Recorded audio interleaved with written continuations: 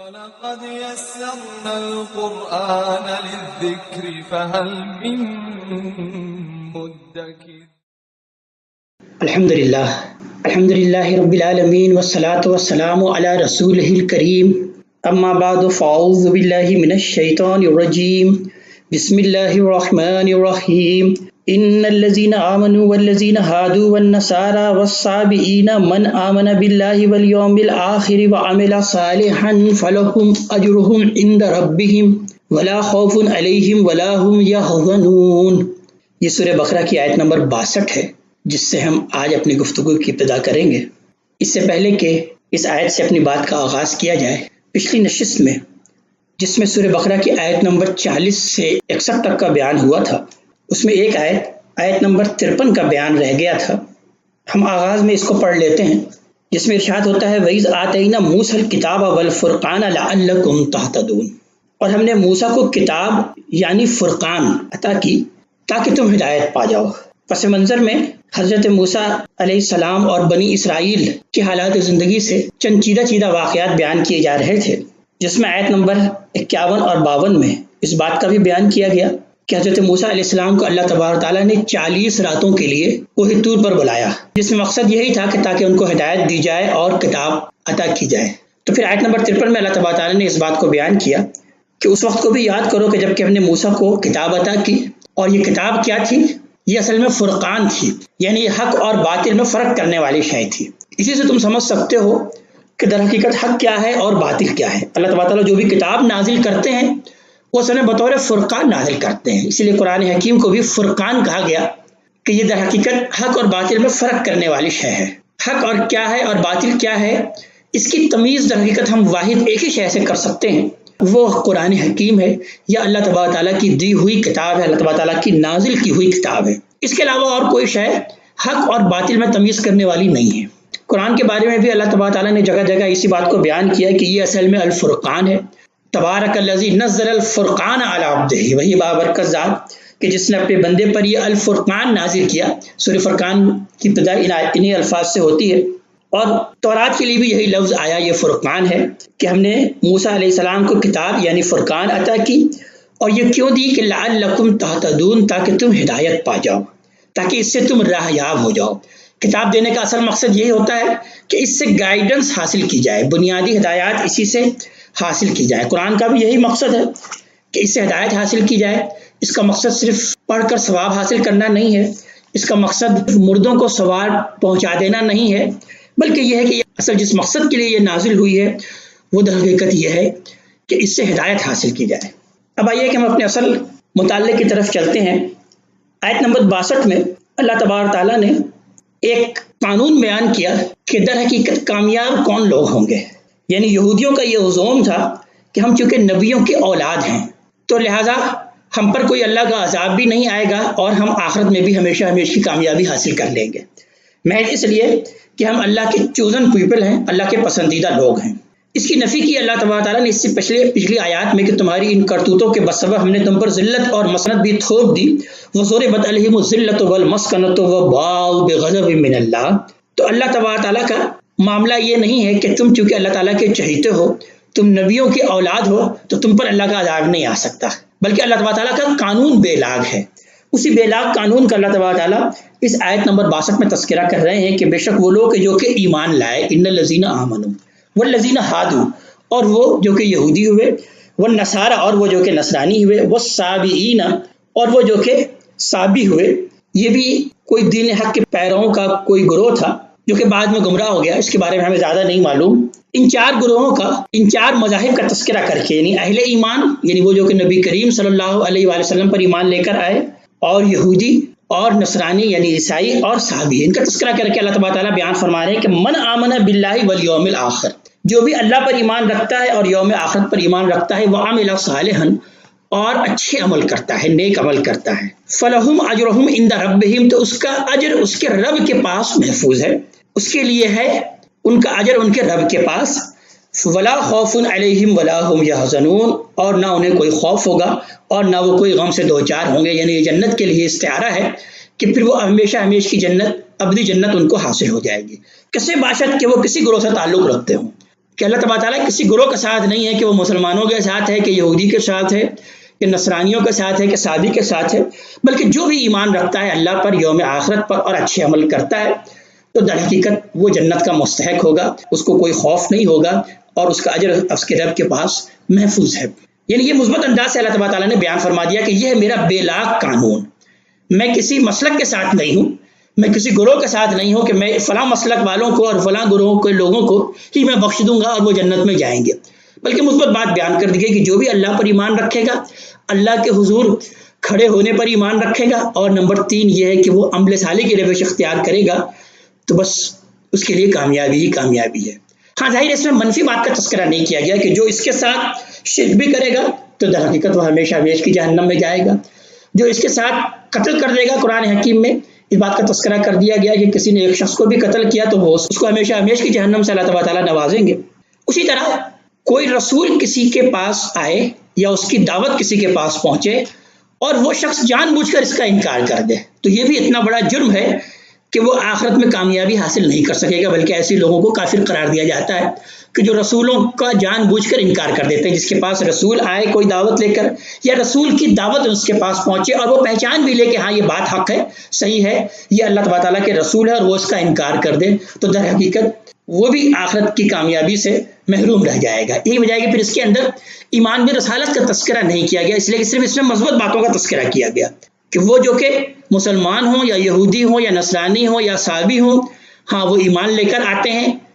اللہ تبارک تعالیٰ پر، آخرت پر ایمان لے کر آتے ہیں اور اچھے عمل کرتے ہیں، عمل صالح کرتے ہیں تو فلہم اجرہم عند ربہم ولا خوف علیہم ولا ہم یحزنون، تو ان کا اجر ان کے رب کے پاس ہے، محفوظ ہے، اور نہ تو ان کے لیے اب کوئی خوف ہے اور نہ وہ کسی حزن سے دوچار ہوں گے۔ بہت اہم مضمون ہے یہ، اور یہی وجہ ہے کہ قرآن حکیم میں یہ 2 مرتبہ آیا، جیسے کہ میں بتا چکا ہوں کہ اہم مضمون اللہ تبارک تعالیٰ قرآن حکیم میں کم سے کم 2 مرتبہ ضرور اس کو بیان کرتے ہیں، لہذا یہی مضمون سورہ مائدہ کی آیت نمبر 69 میں بین انہی الفاظ کے ساتھ ذرا سا صرف ایک لفظی فرق کے بعد اللہ تبارک تعالیٰ نے اسی بات کو دہرایا۔ اس طرح سے ارشاد ہوتا ہے کہ ان الذین آمنوا والذین ہادوا، بے شک وہ لوگ جو کہ ایمان لائے اور وہ جو کہ یہودی ہوئے، والسابئون،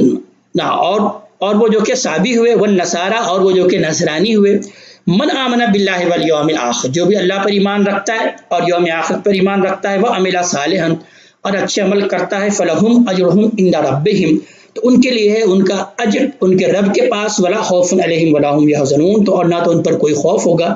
اور نہ وہ کسی حزن سے دوچار ہوں گے۔ آیت نمبر 63 سے اب پھر وہی بنی اسرائیل کی حالات زندگی سے کچھ چیزہ واقعات اللہ تبارک تعالیٰ بیان فرما رہے ہیں۔ ارشاد ہوتا ہے وَإِذْ أَخَذْنَا مِيثَاقَكُمْ، اور اس وقت کو بھی یاد کرو کہ جبکہ ہم نے تم سے میثاق لیا تھا، ہم نے تم سے عہد لیا تھا، وَرَفَعْنَا فَوْقَكُمُ الطُّورَ، اور تم پر طور پہاڑ کو بلند کر دیا تھا۔ یعنی یہ اللہ تبارک تعالیٰ ان سے مختلف اوقات میں بنی اسرائیل سے میثاق لیتے رہے، اور ایک مرتبہ اس طرح سے بھی میثاق اللہ تبارک تعالیٰ نے لیا کہ گویا کہ طور پہاڑ ان کے سر پر سائبان کے طور پر آ گیا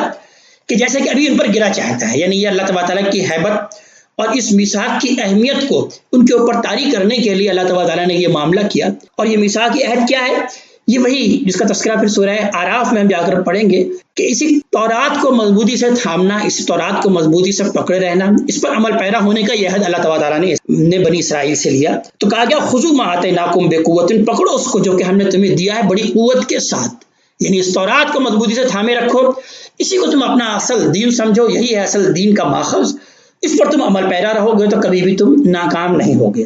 وَاذْكُرُوا مَا فِيهِ، اور یاد رکھو جو کچھ بھی اس میں ہے، جو اس تورات میں ہے اس کو حرز جا بناؤ، اس کو یاد رکھو، لَعَلَّكُمْ تَتَّقُونَ، تاکہ تم بچ سکو، تاکہ تم آخرت کی ہمیشہ ہمیش کی ناکامی سے بچ جاؤ، اللہ تبارک تعالیٰ کے عذاب سے تاکہ تم بچ جاؤ اور آخرت میں سرخرو ہو جاؤ۔ ثم توليتم من بعد ذلك، پھر تم اس کے بعد اس سے پھر گئے، یعنی اتنا سخت میثاق لینے کے بعد، اتنا سخت عہد لینے کے بعد بھی تم اپنے اس وعدے سے پھر گئے۔ فلولا فضل اللہ علیکم ورحمتہ، اور اگر اللہ کا فضل تم پر نہیں ہوتا اور اس کی رحمت نہیں ہوتی، لکنتم من الخاسرین، تو تم تو بہت خسارہ پانے والوں میں سے ہو جاتے۔ وَلَقَدْ عَلِمْتُمُ الَّذِينَ اعْتَدُوا مِنْكُمْ فِي السَّبْتِ، اب ذرا وہ واقعہ بھی یاد کرو، ایک اور واقعے کی طرف تذکرہ کیا جا رہا ہے کہ تم نے خوب جان لیا ہے ان لوگوں کے بارے میں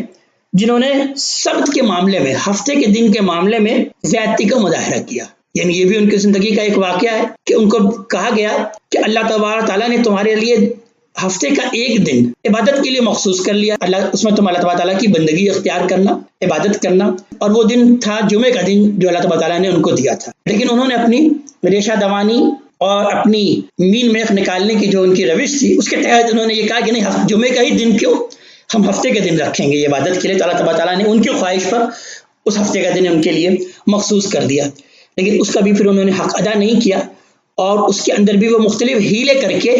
عبادت سے جی چراتے رہے اور عبادت سے دور ہوتے رہے۔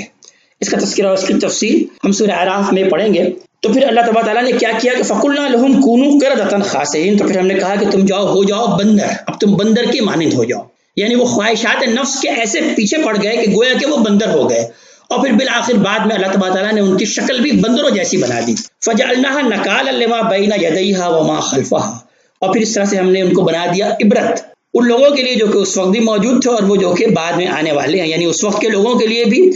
اور بعد میں آنے والے انسانوں کے لیے بھی ہم نے ان کو یہ عبرت بنا دیا، نشان عبرت بنا دیا۔ وہ موعظۃ للمتقین، اور اس کے اندر نصیحت ہے، موعظت ہے ان لوگوں کے لیے جو کہ تقویٰ کی روش اختیار کرنے والے ہیں، جو کہ پرہیزگار ہیں، جو کہ اللہ تعالیٰ سے ڈرتے ہیں، وہ ان واقعات سے نصیحت حاصل کر لیں گے۔ وَإِذْ قَالَ مُوسَىٰ لِقَوْمِهِ إِنَّ اللَّهَ يَأْمُرُكُمْ أَن تَذْبَحُوا بَقَرَةً، آیت نمبر 67 میں اب ان کے حالات زندگی سے ایک اور واقعہ بیان کیا جا رہا ہے جس میں ان کو حکم دیا گیا تھا گائے کی قربانی کرنے کا۔ اسی مناسبت سے اس سورۃ مبارکہ کا نام بطور علامت سورہ بقرہ بھی رکھا گیا۔ تو اس میں حضرت موسیٰ علیہ السلام نے قسامہ کے قانون کے تحت ان کو حکم دیا ایک بار کہ وہ گائے کی قربانی کریں، یعنی ان کے یہاں یہ قانون تھا کہ جب کوئی جرم ہو جاتا تھا یا کوئی قتل کا معاملہ ہو جاتا تھا تو قسمیں کھانے کے لیے ایک گائے کی قربانی دی جاتی تھی، اور اس گائے کی قربانی کے بعد پھر لوگ قسمیں کھاتے تھے۔ یعنی ان کے دور میں چونکہ قربانی ایک بڑی اہم عبادت تھی تو وہ قربانی کر کے قسمیں کھانے کا ایک قانون ان کو دیا گیا۔ جیسے ہمارے لیے نماز کی عبادت بہت اہم ہے، تو لہٰذا گواہیوں کو قائم کرنے کے لیے، گواہی دینے کے لیے ہمارے پاس بھی یہ قانون بیان کیا گیا۔ سورہ مائدہ میں ہم اس کو پڑھیں گے کہ ہم نماز پڑھ کر پھر قسمیں کھائیں۔ تو ان کے یہاں پھر یہ قانون دیا گیا کہ وہ قربانی کر کے پھر اللہ تعالیٰ کی قسمیں کھائیں۔ اس سے اس بات کا پھر امکان کم رہے گا کہ وہ کچھ جھوٹ بولیں گے۔ ایک عبادت کا ماحول جب پیدا ہو جائے گا نماز پڑھنے کے بعد، اس بات کا امکان نہیں ہے کہ کوئی مسجد میں آ کر جھوٹ بولے، اس بات کا امکان بہت کم رہ جاتا ہے۔ تو بالکل اسی طرح قربانی کے بعد جب وہ قسمیں کھائیں گے تو اس بات کا امکان کم رہ جائے گا کہ وہ کچھ جھوٹ بولیں گے۔ تو موسیٰ علیہ السلام نے ایک مرتبہ کوئی جرم یا کوئی قتل کا معاملہ ہو گیا تھا، اس قسامہ کے قانون کے تحت ان کو حکم دیا کہ تم ایک گائے کو ذبح کرو۔ وَإِذْ قَالَ مُوسَىٰ لِقَوْمِهِ إِنَّ اللَّهَ يَأْمُرُكُمْ أَن تَذْبَحُوا بَقَرَةً، اور یاد کرو کہ جبکہ موسیٰ نے کہا اپنی قوم سے کہ بے شک اللہ تعالیٰ تم کو حکم دیتا ہے کہ تم ایک گائے ذبح کرو۔ قَالُوا أَتَتَّخِذُونَا هُزُوًا، تو انہوں نے کہا کیا آپ ہم سے مذاق کر رہے ہیں؟ یعنی چونکہ وہ قسمیں کھانا نہیں چاہتے تھے اور قاتل کا پتہ بتا دینا نہیں چاہتے تھے، یا جو بھی جرم ہوا تھا اس جرم کو واضح کر دینا نہیں چاہتے تھے، تو پھر انہوں نے مختلف ہیلے بہانے کیے اور تاخیری حربے اختیار کیے۔ تو سب سے پہلے تو موسیٰ علیہ السلام سے یہ کہا کہ کیا آپ ہم سے مذاق کر رہے ہیں، کوئی ہمیں گائے ذبح کرنے کا حکم دے رہے ہیں؟ قال اعوذ باللہ ان اکون من الجاہلین، تو موسیٰ علیہ السلام نے کہا کہ میں پناہ لیتا ہوں اللہ تبارک تعالیٰ کی، میں اللہ کی پناہ میں آتا ہوں کہ میں کوئی جاہلوں جیسی بات کروں، کہ میں جاہل ہو جاؤں۔ میں اللہ کا نبی ہوں اور میں کوئی مذاق نہیں کر سکتا تم سے اس معاملے میں کہ اللہ تبارک تعالیٰ تم کو حکم دے رہا ہے۔ قالوا ادع لنا ربک یبین لنا ما ہی، پھر انہوں نے مزید تاخیری حربے اختیار کرنے کے لیے، اس حکم کو ٹالنے کے لیے موسیٰ علیہ السلام سے کہا کہ ذرا اپنے رب کو پکاریے، اپنے رب سے کہیے کہ وہ ذرا ہمیں واضح کرے، بتلائے کہ وہ گائے کیسی ہو۔ قال انہ یقول انہا بقرۃ لا فارض ولا بکر، تو موسیٰ علیہ السلام نے کہا کہ بے شک وہ فرماتا ہے، یعنی اللہ تعالیٰ فرماتا ہے کہ وہ گائے ایسی ہو نہ تو زیادہ بوڑھی ہو اور نہ ہی بالکل چھوٹی عمر کی کوئی بچیا ہو، اوان بین ذالک، بلکہ درمیانی عمر کی جوان ہو۔ فافعلوا ما تؤمرون، تو بس اب تم کر گزرو جس کا کہ تم کو حکم دیا جا رہا ہے، یعنی اب زیادہ سوالات مت کرو، جو حکم دیا جا رہا ہے تم اس کو کر گزرو۔ زیادہ سوال کرو گے تو اپنے لیے اس حکم کو اور زیادہ مشکل بنا لو گے۔ لیکن وہ سوال کرنے سے باز نہ آئے، انہوں نے مزید سوال کیا۔ قالوا ادع لنا ربک یبین لنا ما لونھا، انہوں نے کہا کہ ذرا اپنے رب کو پکاریے، اپنے رب سے کہیے کہ وہ ہمیں واضح کرے، ہمیں بتلائے کہ اس کا رنگ کیسا ہو۔ قال انہ یقول انہا بقرۃ صفراء فاقع لونھا، تو موسیٰ علیہ السلام نے جواب دیا کہ بے شک اللہ تعالیٰ فرماتا ہے کہ وہ گائے زرد رنگ کی ہو، گہرا زرد رنگ، تسر الناظرین، اور وہ دیکھنے میں بڑی بھری لگتی ہو، بڑی اچھی خوشنما رنگ کی بھری لگنے والی گائے ہو۔ قالوا ادع لنا ربک یبین لنا ما ہی، لیکن وہ مزید تاخیری حربے سے باز نہیں آئے اور اس حکم کو ٹال دینا چاہتے تھے، لہذا پھر سوال کیا کہ ذرا اپنے رب کو پکاریے کہ وہ ہمیں واضح کرے کہ وہ گائے کیسی ہو۔ ان البقرہ تشابہ علینا، بے شک اس گائے نے تو ہم پر اشتباہ ہو گیا ہے اس گائے کے معاملے میں کہ وہ گائے کیسے ہمارے سمجھ میں نہیں آ رہی بات. وَإِنَّا إِنْ شَاءَ اللَّهُ لَمُهْتَدُونَ، اور بے شک انشاءاللہ اللہ تعالیٰ نے چاہا تو ہم اس کا پتہ پا لیں گے. ہم حکم پر عمل پیرا ہونا چاہتے ہیں لیکن سمجھ میں نہیں آ رہا کہ وہ گائے کیسی ہو. یہ انہوں نے بہانے کیے. قال انه يقول انها بقرة لا ذلول تثير الارض، تو موسیٰ علیہ السلام نے کہا کہ بے شک وہ فرماتا ہے، یعنی اللہ تبارک تعالیٰ فرماتا ہے کہ وہ گائے ایسی ہو کہ نہ تو محنت کرتی ہو اور نہ زمین میں ہل چلاتی ہو، ولا تسقی الحرث، اور نہ کھیتیوں کو پانی دیتی ہو، مسلمۃ لا شیۃ فیہا، بالکل سالم ہو، بے عیب ہو، اس کے اندر کوئی داغ نہ ہو، کوئی عیب نہ ہو. قالوا الآن جئت بالحق، انہوں نے کہا کہ ہاں اب آپ آئے ہیں حق کی طرف، اب بات ہماری سمجھ میں آ گئی ہے. فذبحوها، تو پھر بالآخر انہوں نے اس کو ذبح کیا. وما کادوا یفعلون، دلا حالانکہ وہ اس کو کرنے والے نہیں تھے، کرنا چاہتے نہیں تھے. وَإِذْ قَتَلْتُمْ نَفْسًا فَادَّارَأْتُمْ فِيهَا، اور اس وقت کو بھی یاد کرو کہ جب کہ تم نے ایک شخص کو قتل کر دیا اور تم اس معاملے میں جھگڑا کرنے لگے. یعنی اب ایک دوسرا واقعہ بیان کیا جا رہا ہے کہ اسی طرح کا ایک اور واقعہ ہوا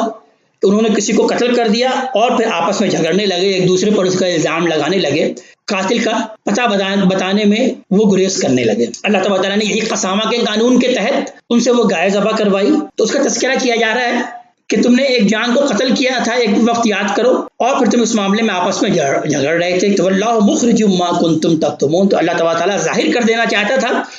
جو بھی تم چھپاتے تھے. یعنی تمہارا معاملہ ایسا نہیں تھا اس لیے کہ تم دنونت کے منصب پر فائز کیے گئے تھے، تو لہٰذا اللہ تبارک تعالیٰ تم کو جرم کر کے